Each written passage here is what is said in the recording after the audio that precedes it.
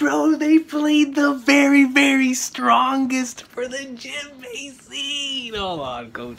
Dude, man, listen. Now my friend Zara was telling me on Discord that they played a legendary soundtrack during Jinbei scene. But I wasn't expecting the very, very strongest, bro. Listen, man. When I read this in the manga, it was already one of my favorite moments in Whole Cake. But the way the anime did it, man, the way episode 833 did it, bro. I can't be intimidated by a mere emperor of the sea, man. Dog, I mean, it's like he's the man who's gonna be a part of the future king's crew. A mere emperor? Get him out of here, coach. Dude, I love that scene so much, man. And then whenever when he gets down and he tells Big Mom straight up, because Big Mom, it's not working. So the soul pocus is not working. Morgans is shook. Morgan's out here trying to get a scoop, man. They're trying to get big news, but it's not working. It's not working, coach. Why? Because Jinbei believes in the true king, and nothing's working on him, bro. He's not even according to one of Big Mom's father's soldiers, not even a bit afraid. Not at all. She's trying so hard to use soul pocus. And then Jinbei returns the sake cup. Bro, man, the way that this episode did everything. So many worthy screenshots. The art was on point, man, but the music hit at every point it needed to hit.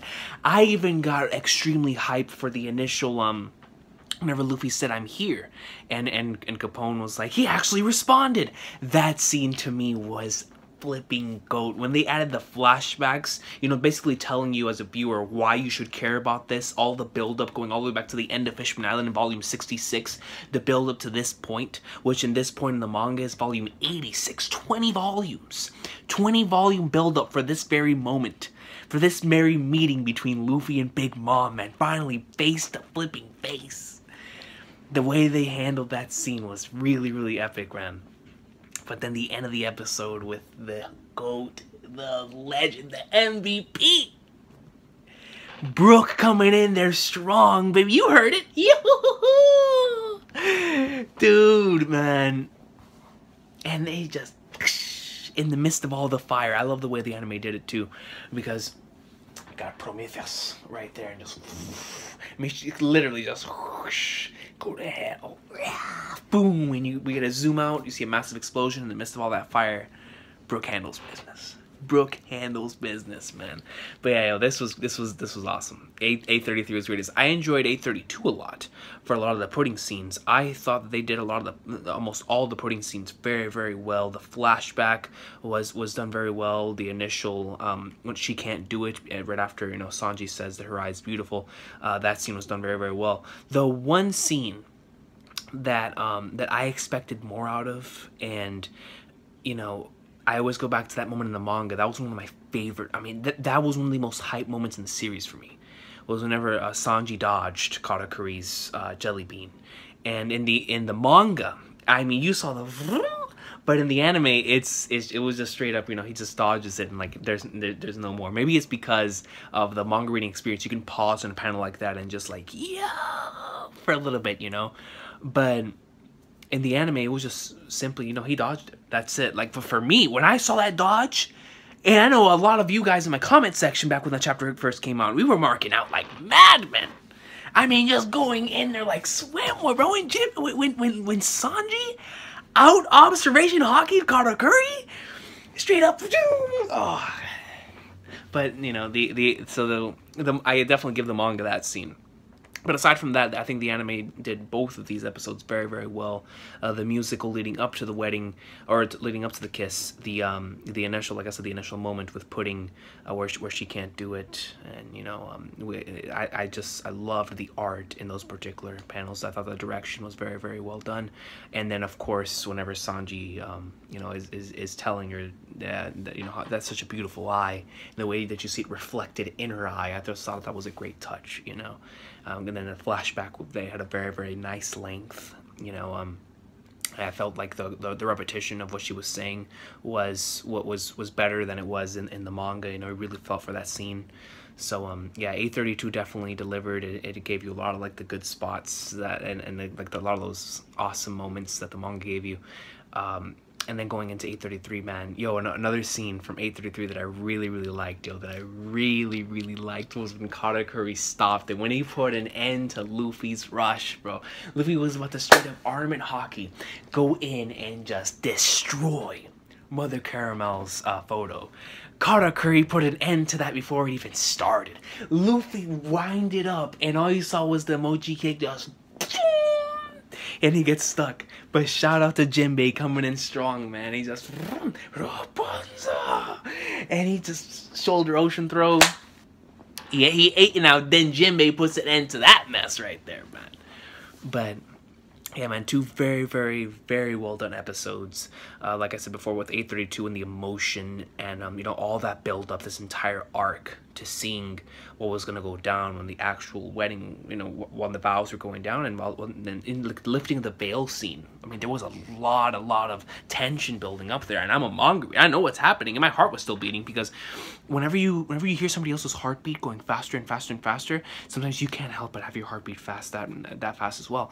And it's incredible to me how they managed to keep that tension even though they went into commercial. You know, when it shows Nami's Wanted poster coming in and Luffy's Wanted poster coming in, or whatever the case may be, the transitions, you know, into into part B of the episode, you know, going from part A to part B, they even kept it from there. They didn't even include the, you know, Luffy's soundtrack or Nami's soundtrack for those particular transitions. They just continued the soundtrack they were using for that particular scene with the heartbeats, and then it failed out. And then whenever you get back from commercial, the music continues and the heartbeat continues, and it's like, for us that are watching this without commercials, at least for me, watching it without commercials, I still have that tension, you know, with the heartbeat, man, and you see the veil slowly go up. I thought that scene was done very well as well, man. The big news scenes are always good, man. In both of these episodes, the big yo, he's insane, bro. I kept the screenshot from this episode right here. Let me see the screenshots that I took. Here, I'll go ahead and show y'all. Let me see. These are the screenshots that I took that I thought were really awesome for and I even took some screenshots from 831 last night whenever I was watching that episode. But you know, I got this one right here just because it was the main event. I thought the art right here was great. You know, really great stuff. This is your Requiem. Right here, bro. Listen to what he says. Listen to what he says with Dufeld next to him. Their lifespans will be taken! This is quite a scoop! My boy, he doesn't even give a flying flag nor that somebody's about to get. And I thought the soul focus scene was done very well as well, with like the souls being, you know, yanked out of them, with everything becoming total darkness. That was done very well in both that scene and in the Jinbei scene. You know, legit, like, it seemed like they were both in their own worlds, like where they were like in the Shadow Realm. Shout out to Yu-Gi-Oh! They were in the Shadow Realm. Freaking Big Mom and Jinbei are in the Shadow Realm, but you know, she can't take his soul, yo. She can't take his soul. But going back into this scene, this man was getting so hyped. My boy Morgans, my boy Big News, was getting so hyped over the single fact that he was seeing the soul focus happening in the flesh, that he was like, their lifespans are gonna be taken! This is a scoop! He starts snapping photos, man. When Luffy jumped out of the cake, I mean, my boy was hyped. He was like, ladies and gentlemen, this is big news! Straw Hat Luffy's here, and he's gonna confront Big Mom! I mean, my boy was having a field day, bro. And I think they did the scene with Stussy and Dufeld as well. I thought they did that scene very well. I always enjoyed that scene in the manga. Whenever every single time I go back and I reread that chapter, when Stussy tells Dufeld like you know, she reminds me back of how I looked like whenever I was younger, and Dufeld's like, I wonder how many decades ago that was, and she just steps on his foot. Man, I thought they did that pretty well. And then I also, of course, had to take a screenshot of the legendary scene, man. I mean, just look at that art, bro. Really beautiful stuff, man. And then I have a lot of screenshots from Megalobox last night and from 831. Oh, dude, 831 had so many. 831 had so many like screenshots. The bang, the goat, yo, look at the goat. Oh man. But yeah, man, the bang and greatness, man. Absolute greatness. I've been having a blast with the One Piece anime as of late, but going back into episode 833, they nailed that scene, man. They nailed that scene. That's one of my favorite scenes in Whole Cake. That scene by itself, increased and put Jinbei higher on my favorite characters list. And by the end of the arc, for all of you anime onlys, Jinbei's character, for me, just it continues to, the greatness just continues to escalate, man. And I love this man. I love Jinbei, man. And a declaration, I will join the Straw Hats. Then you see Luffy's legitimate excitement for the fact that he's about to have this man on his crew. It's always so cool, man. But that scene is so powerful to me, man. No matter how many times I go through it, it's always gold, bro. It did not need any music. It did not need any music, man. And even without the music, it was just as powerful as it was in the manga, man. Him stating that, I'm gonna be a part of the crew of the future Pirate Kings.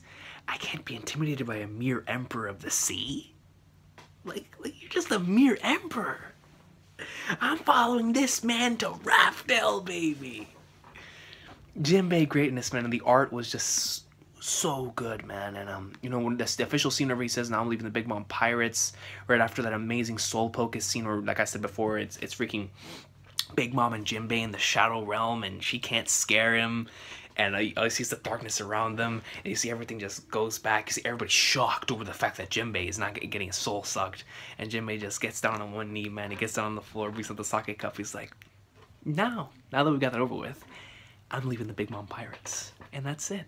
Like, I loved how confident he was, how goat my boy Jinbei was, man. Like, you can't do anything to me. He's saying this to a Yonko, bro, knowing damn well that Big Mom could destroy that island in a second. Jinbei doesn't care, man. Why? Because he believes in the future Pirate King, man. And it's just such an inspirational and awesome scene, and it was done really, really well in the anime, man. It's without question one of my favorite scenes in the arc, in both the anime and the manga. And I'm looking forward to seeing some more greatness playing out here in the next couple of episodes, man. But yeah, man, I just wanted to give my brief thoughts on this. I was expecting the chapter to be out by the time I got home, but since I didn't see the chapter out, I was like, you know what, man, let me watch episodes 832 and 833.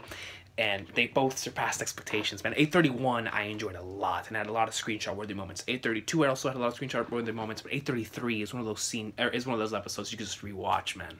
So many rewatchable scenes with Luffy confronting Big Mom, freaking the Katakuri stopping Luffy's rush. That entire second half of the episode, I can rewatch again, man. Jinbei, bro, the very, very strongest played during this man's speech, bro. The very, very strongest. Dude,